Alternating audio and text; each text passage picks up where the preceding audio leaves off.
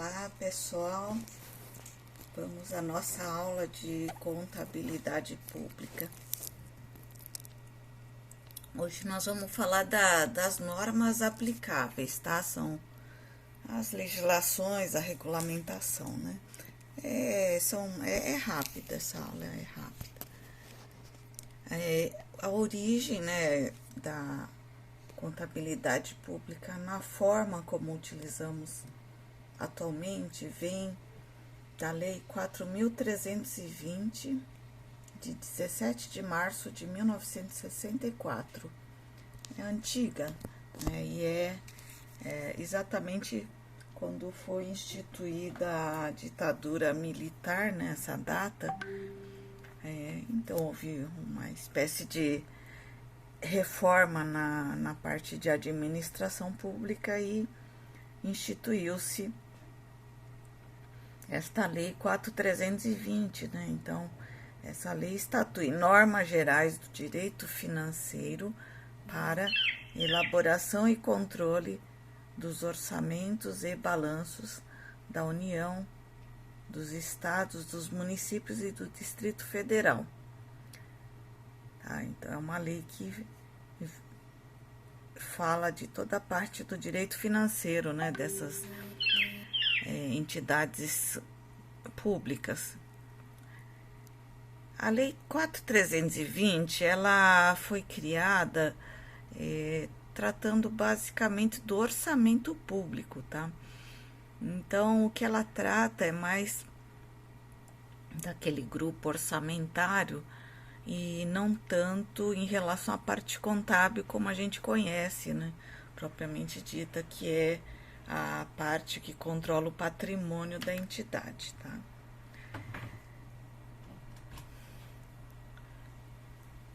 Bom, o que é o resultado de execução orçamentária?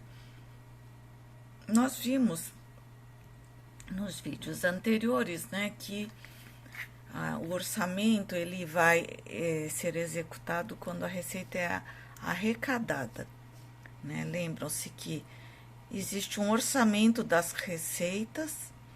Essas receitas geralmente são de impostos, né? O governo tem como receita a arrecadação de impostos sobre o povo. Então, a receita é orçada, mas quando que ela é executada, né? O orçamento é a parte do planejamento, outra coisa é o que se realiza. Então, nós comentamos que é por um regime de caixa, né, por conservadorismo. Então, a receita orçamentária, ela só é reconhecida como executada quando ela é arrecadada, ou seja, quando o contribuinte paga o imposto, tá? Quando o contribuinte ainda não pagou, não é reconhecido, mesmo que a União, o governo, tenha direito, né, de receber, porque já emitiu a guia de recolhimento, já é um imposto devido pelo contribuinte, mas enquanto o contribuinte não paga, não é reconhecido como uma receita executada. Por outro lado, então, quando se executa a despesa ela do orçamento, ela é executada até antes do regime de competência, porque no empenho ela já é reconhecida como uma despesa executada. O que é o empenho? É aquele procedimento que nós explicamos nas aulas anteriores, né, em que quando a entidade pública vai fazer alguma compra, né, algum desembolso, ela passa por toda aquela burocracia, né, antes de fazer o contrato do fornecedor, antes de gastar propriamente.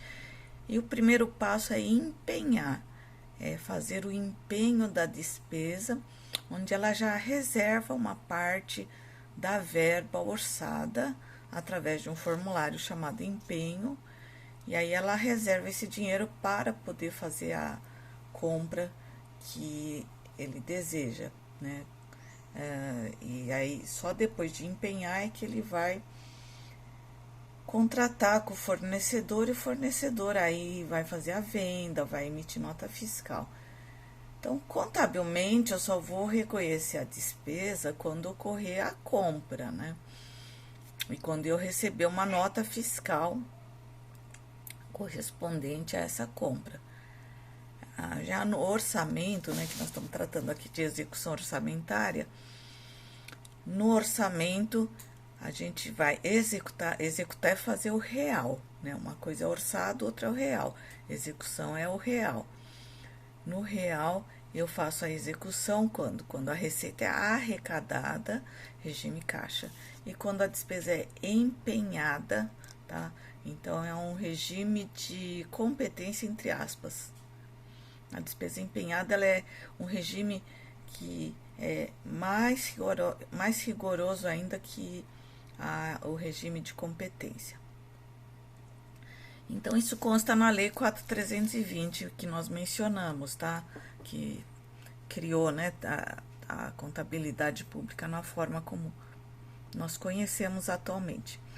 Então, o artigo 34 da Lei 4.320,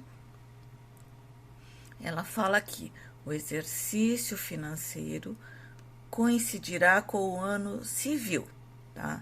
Então, exercício financeiro é o ano, o próprio ano civil. E o artigo 35 fala que pertencem ao exercício financeiro as receitas nele arrecadadas e as despesas nele legalmente empenhadas, tá? Então, ele está no artigo 35, definindo a execução do orçamento, né?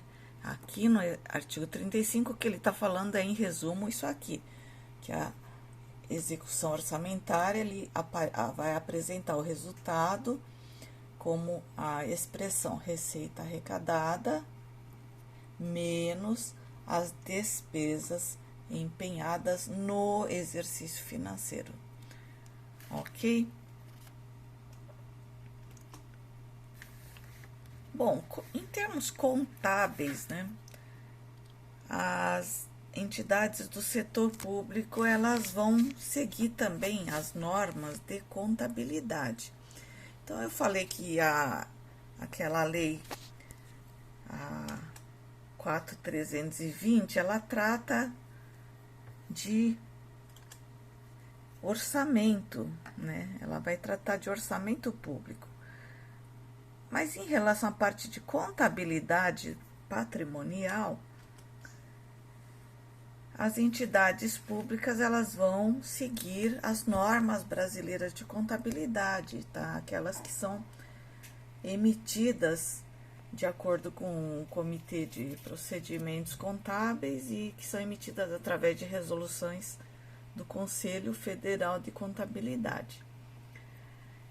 E as normas que são de setor público, elas são chamadas de normas NBC-TSP, tá? São normas técnicas, normas brasileiras de contabilidade, técnicas do setor público.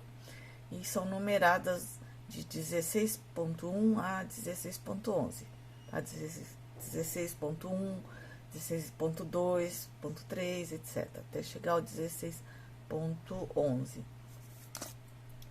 São normas contábeis técnicas aplicáveis ao setor público. Aqui tem alguns exemplos de normas, tá? Então, primeiro tem essa aqui, que seria a norma 0, né? A estrutura conceitual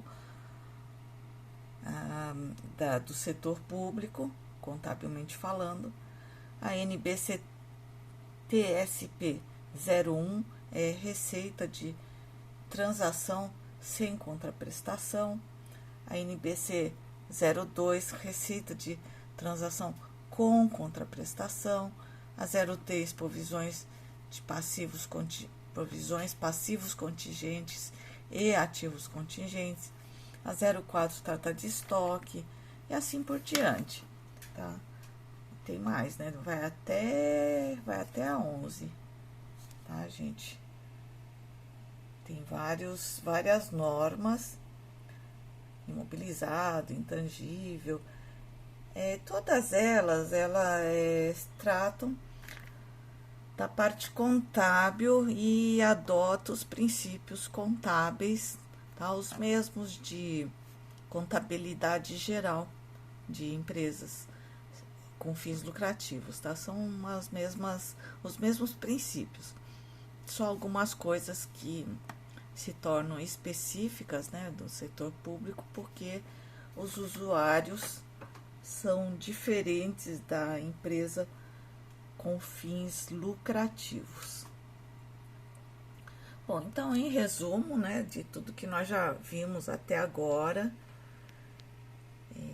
para deixar bem claro, né, como que se faz o reconhecimento da receita e da despesa. Sob enfoque orçamentário, quer dizer, sob aquele grupo orçamentário, o regime contábil é misto, porque a receita orçamentária é reconhecida pelo regime de caixa e a despesa orçamentária é reconhecida pelo regime de competência, tá? E a competência assim mais rigorosa, porque é a despesa no momento do empenho, tá? É mais rigoroso do que a competência contábil. Sob enfoque patrimonial, quer dizer, sobre o grupo patrimonial que trata da contabilidade mesmo, né? Tanto a receita orçamentária quanto a despesa orçamentária são reconhecidas pelo regime de competência. Então, ambas são reconhecidas quando são incorridas e não quando pagas ou recebidas, ok? Bom, já mencionamos também, né, quando a gente falou do plano de contas, que existe um manual de contabilidade aplicada ao setor público. Esse manual se chama MCASP, Manual de Contabilidade Aplicável ao Setor Público. Ele é emitido pela Secretaria do Tesouro Nacional do Ministério da Fazenda, que mudou o nome, né? Ministério da Economia agora. Então, esse grupo aqui, os nomes se alteraram no ministério atual, né? Mas eles emitem e aprovam o manual de contabilidade todo ano. Todo ano sai o manual de contabilidade atualizado. A parte estrutural básica não muda, mas uma coisinha ou outra pode se alterar no manual, né? Ela é composta dessas partes, esse manual. A parte 1 fala dos procedimentos contábeis para orçamento, tá? Então, são procedimentos do grupo orçamentário. Na parte 2, ela trata de procedimentos contábeis patrimoniais. Então, a parte 2 é a contabilidade propriamente dita. A parte 3 tem os procedimentos contábeis específicos, ela vai tratar de algumas entidades específicas, detalhamento. O 4 vai falar do plano de contas aplicado ao setor público, que é o PCASP, que nós já comentamos em vídeo anterior. A parte 5 vai especificar quais são as demonstrações contábeis aplicadas ao setor público. Aí vem uma parte 6 de perguntas e respostas, e a parte 7 tem até um exercício prático, tá, gente? Só que é um exercício complexo, viu? É uma planilhona imensa em Excel, ela não é muito fácil, não.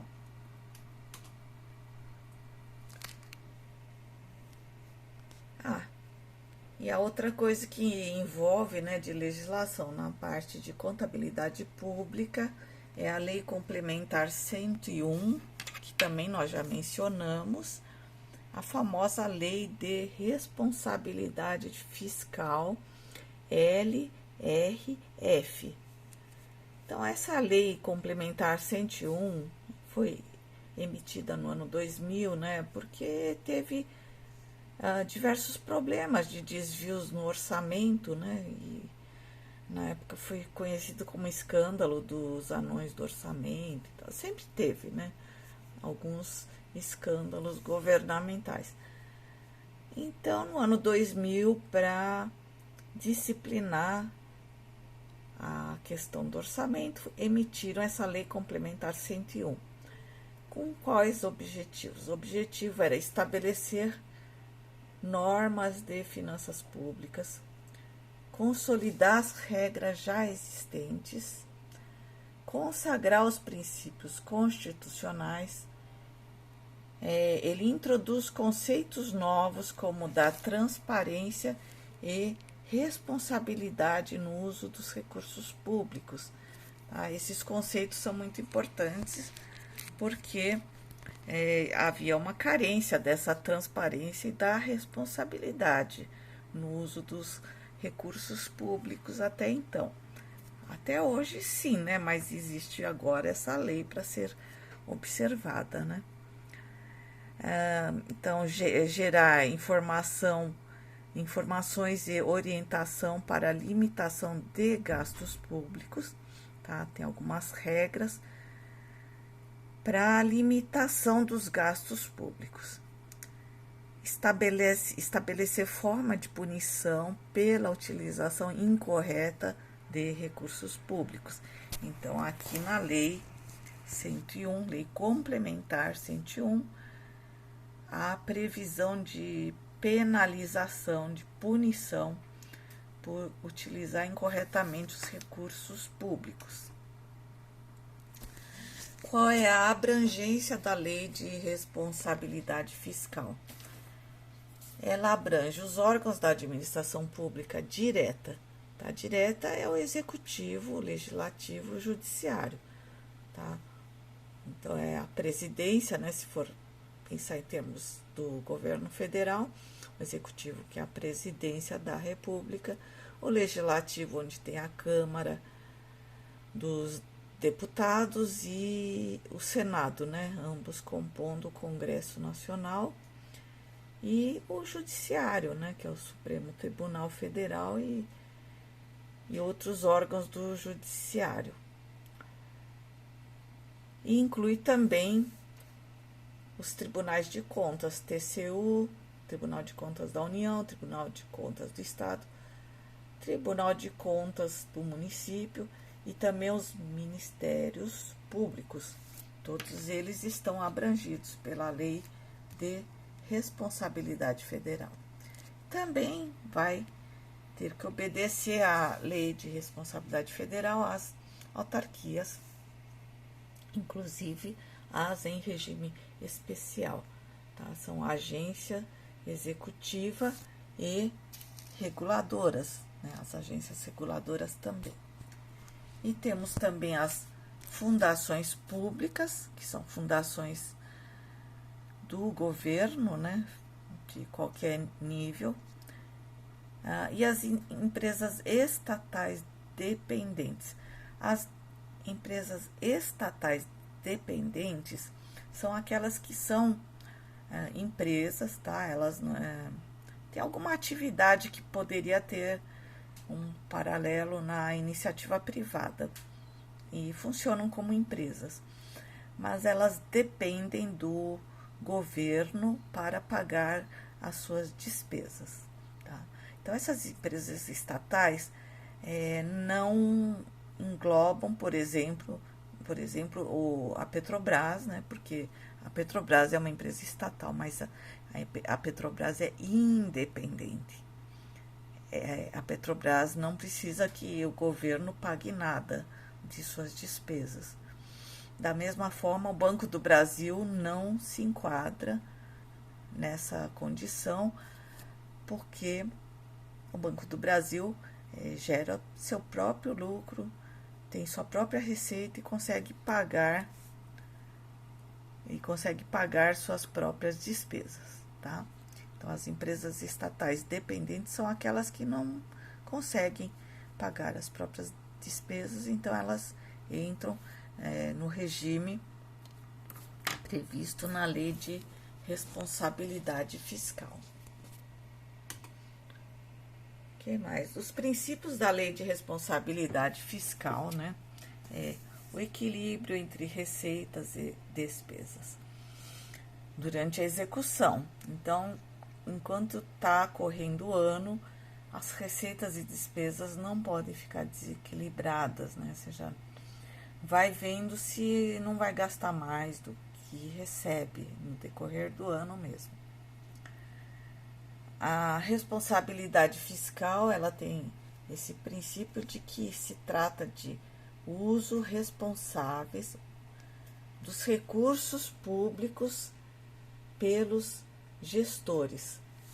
Isso é a responsabilidade fiscal, uso responsável dos recursos públicos pelos gestores.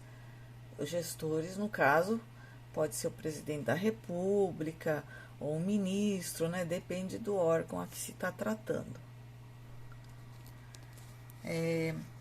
Limitação de empenho.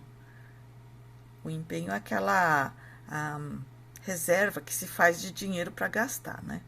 Tá? Isso é o empenho. Então, existe um limite, se avalia bimestralmente a arrecadação e aplicar e impedir a realização de despesa, caso a arrecadação seja distinta da previsão. Então, bimestralmente, de 2 em 2 meses, se verifica a arrecadação, e se a arrecadação tiver muito menor que a orçada,